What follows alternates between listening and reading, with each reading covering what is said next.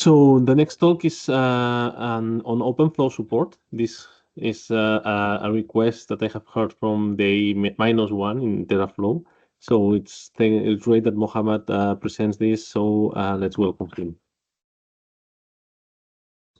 Hello, my name is Mohamad Rahhal, and I work at CTTC, and I'm a PhD student at UPC at the same time.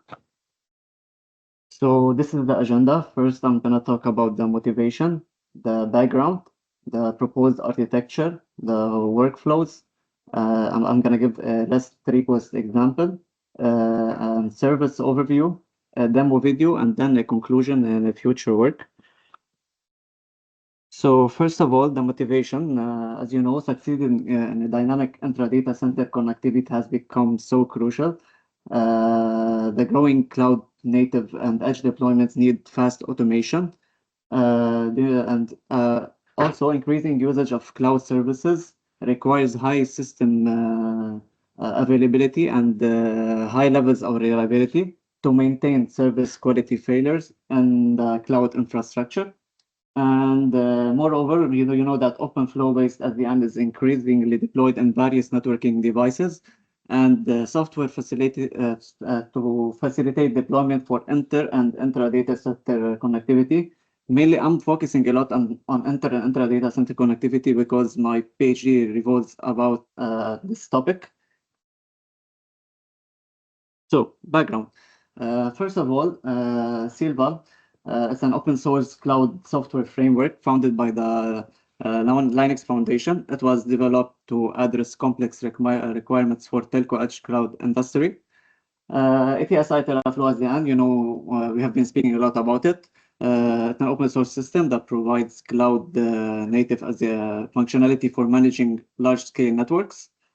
Moreover, we also have Rayo. Rayo is an open source software-defined networking framework that supports managing network devices using protocols such as OpenFlow, NetConf, and as you know, we are focusing on OpenFlow. Moreover, in the background also, I'm going to speak about Mininet now. Mininet is a lightweight network emulator that helps in creation of virtual networks for SDN research and testing. Mininet host runs on a full Linux network stack, and its switches supports OpenFlow. So we have OpenV switches that can be virtualized using Mininet. Moreover, I'm going to explain what's OpenFlow if someone doesn't know what's OpenFlow. OpenFlow is a communication network protocol that's supported by many vendors. It's used in SDNs, allowing the central controller to manage and configure the network devices. It mainly specifies how the controller instructs the switches on how to handle the network packets. Lastly, in the background, I'm going to speak about ARP. It is an address resolution protocol. It is a protocol that associates the IP addresses to the MAC addresses. There are two types, static ARP, it is manually configured ARP entry, ensuring that all devices can communicate directly without sending or mapping the IP addresses to the MAC addresses. The dynamic ARP, it is an ARP, the entry that is based on ARP requests and responses. This is created automatically when a device sends an ARP request. I want to mention that in my topology, the thing that we worked on, we use static ARP because the OpenV switches on Mininet weren't automatically creating the flows when they weren't associating the IP address to the MAC addresses. So we stick to the static ARP to ease the work. So the proposed architecture. First of all, as you can see, we have Silva will be on top of TeraFlowSDN. It will communicate with TeraFlowSDN through the NBI controller. And using in TeraFlow, we have the web UI, which is the graphical user interface. We have the context of component, which is used for saving the configurations as the database. We also have the service component, which is responsible for the creation of the service. We have the device component, and we have the path computation component, which computes the path between various hosts, if you want, like, for example, between host 1 and host 3. The communication between TeraFlowSDN and Rayo was between using REST API. Moreover, in Rayo, we used this component, which is the REST API. We also use the topology discovery and link observation, and the database to store the devices, links, and flows. Moreover, we also have Mininet, in which we create the topology, and the communication between Rayo and Mininet is OpenFlow, through OpenFlow. Okay, so now I'm gonna speak about the workflows. So first of all, we will start by onboarding the topology. The user will onboard the topology using the web UI of TeraFlowSDN. So whenever the user onboards the topology, the web UI triggers the device component, which has the Rayo driver. The Rayo driver is automatically instantiated in the device component. So we get we fetch the topology from Rayo. So we get the devices and flows and links, and then we return the topology to the device component in order to construct the topology according to the schema of TeraFlowSDN. And then the device component replies to the web UI that, okay, this topology has been constructed, and then the user will be able to see the topology created. So this is concerning the topology onboarding. So moreover, now concerning the service provisioning, like if we need to create a service, for example, between host 1 and host 2, so it will be through Silva, which is the service orchestrator. So Silva will request a service through the MBI, and then the MBI will forward this service, to the service component. So the service component, as mentioned before, we need to create like a path to know what's the best path. So this service component requests a path from the path computational component on TeraFlowSDN.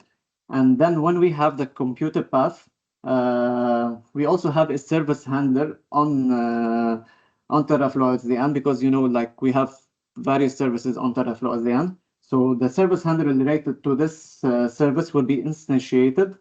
So we need to create configuration rules according to OpenFlow schema. So these configuration rules will be created, and when they are ready, the service handler will send this to the service component, and then the service component will send this back to the device component in order to send these configurations to Rayo driver. So then the Rayo driver through REST API will send these set requests or the get or delete to the Rayo component in order to configure the OpenV switches which are on Mininet. After that, the OpenV switches will be configured. Then we will have like a reply, okay. Then we have the devices configured. So we have a device ID, and then we have a service ID, and then the MBI will reply that the service was successfully created. Okay, so just for you to like see an example. So this is an example on Python, like how can we construct this REST request. As you can see here, this is the DPID is normally the switch number, and we have the priority, and we have some match fields, and we also have the type output, which is because we have an import and we have an output on when using OpenFlow. You can see here the match field. We have the import, and we have the Ethernet type, which is here in hexadecimal, which corresponds to the IPv4 addresses. So we should provide the IPv4 source and the IPv4 destination, and no need here for MAC addresses because we are using static ARP. You can see this is from directly on a switch. This is an example. So as you can see here, we have like a configured switch. We have like the IP address, and the IP address destination, and which import, and also the output is already here.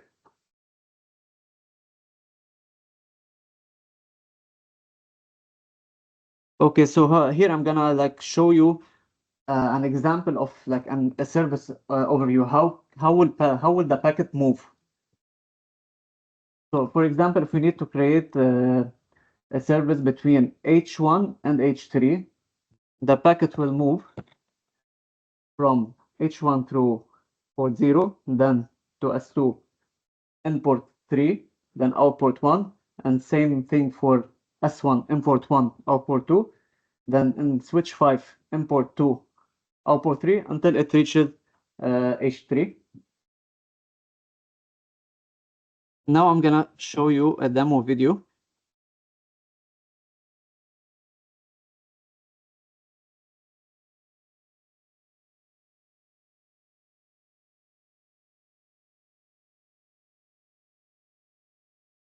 Okay, so here I'm deploying TeraFlowSDN.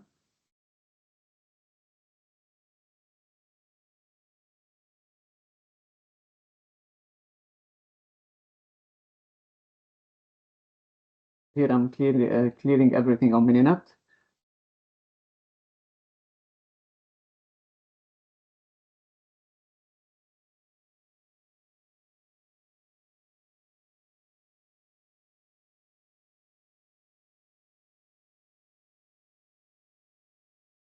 Here I'm running Rio environment.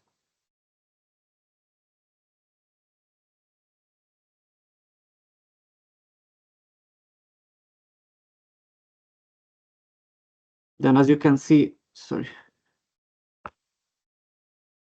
Yeah, as you can see here, I'm running the REST API and on Rio and the Rio geotopology, and you can see that Rio is listening on port 8080 also.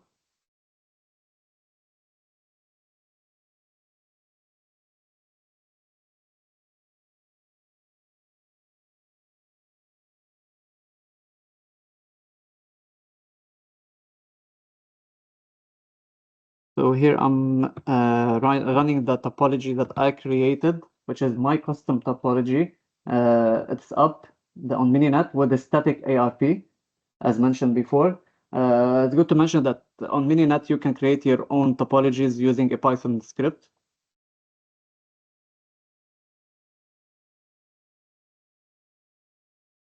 So here we have TeraFlowSDN deployed and ready.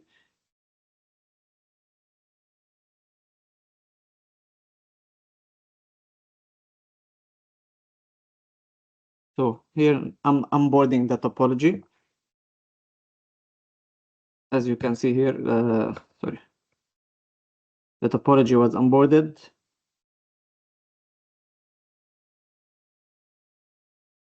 Then I need to create the links, and I created them. And here we have the devices and the links. And as you can see here, like the OpenFlow Rio controller was discovered, and the switches and the clients.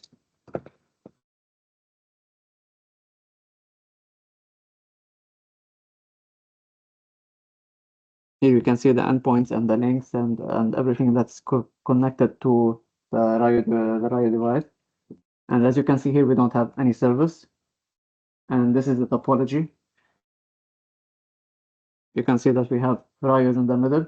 TeraFlow communicates with Rio, and we have also the OpenV switches and the hosts.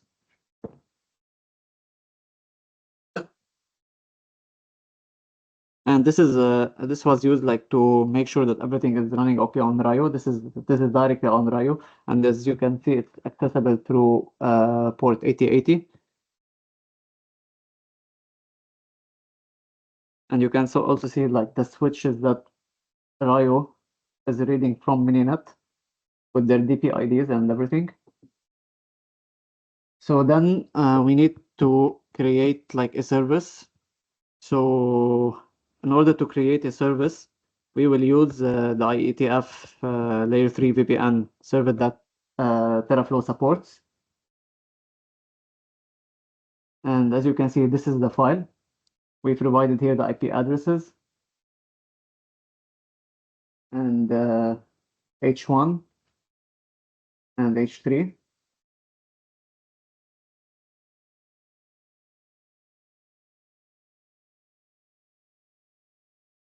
And as you can see here, everything can be shown on Mininet while on Rayo while it's on. So here I go to Mininet in order to check that there's no communication between H1 and H3.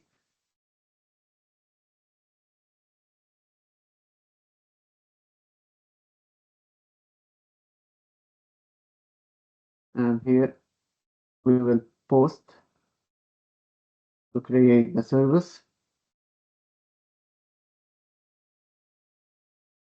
Here on the web UI of TeraFlowSDN, we go to the service component. As you can see, we have the service is active and it's between H1 and H3. And this is the path that was computed.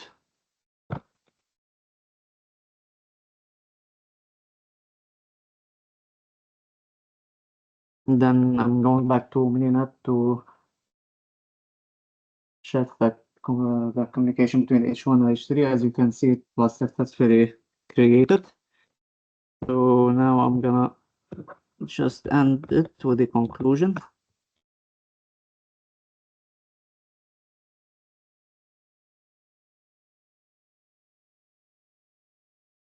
So conclusion, as you can see, as you saw, the integration of SDN solution combining TeraFlow and Rayo for cloud-native SDN automation was successfully done, and efficient service provisioning by onboarding the devices, the path computation, and L3 VPN service setup.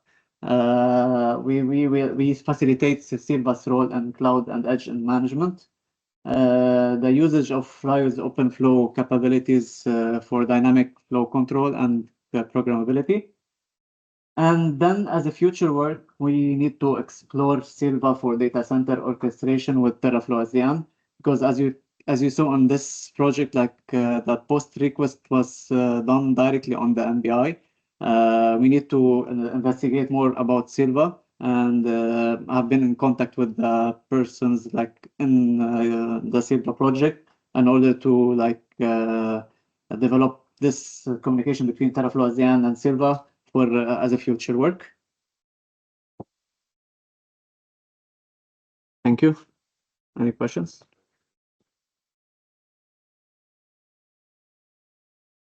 Any question in the room? Go ahead. No, just out. Okay. So, if you import the topology, OpenFlow has the inherent capacity of detecting the topologies. So, it's called the LLDP, and even OpenFlow adapted to that with some versions of OpenFlow Discovery Protocol. And even here in VPC, they had proposed what is called Enhanced Topology Discovery Protocol for detecting topologies between, let's say, OpenFlow switches. And they even went one step further, and they proposed hybrid discovery protocol for mixing wireless and wired topologies. So I assume that it's possible different direction for not inserting the topology as it is to detect the topology and then doing all the work that will be done. Because practically, as we have seen this, it's very nice to insert the topology, but in SDN, let's say networks, it's quite important to detect the topology of any network. To figure out this is common even if you aggregate the topologies and you aggregate one network as a switch, for instance. So, do you have any ideas whether you are going to go to this direction, detecting the topologies, or you are going to use them as an input in your approach? Like for now, it was as an import because it was something new on TeraFlowSDN, but we can consider this for later, like to discover a topology that's already there. Like it's just a matter of like playing with the code, and it's possible, right, Rika? Yes, yes. For example, we have the BCPLS speaker inside TeraFlow, which is able to do somehow this identity layer. Of course, Rio doesn't provide support for this. So if Yeah. it's interesting for someone, it's a path that can be followed. Alright. Okay. So thanks a lot. Let's Thank take you. again the speaker.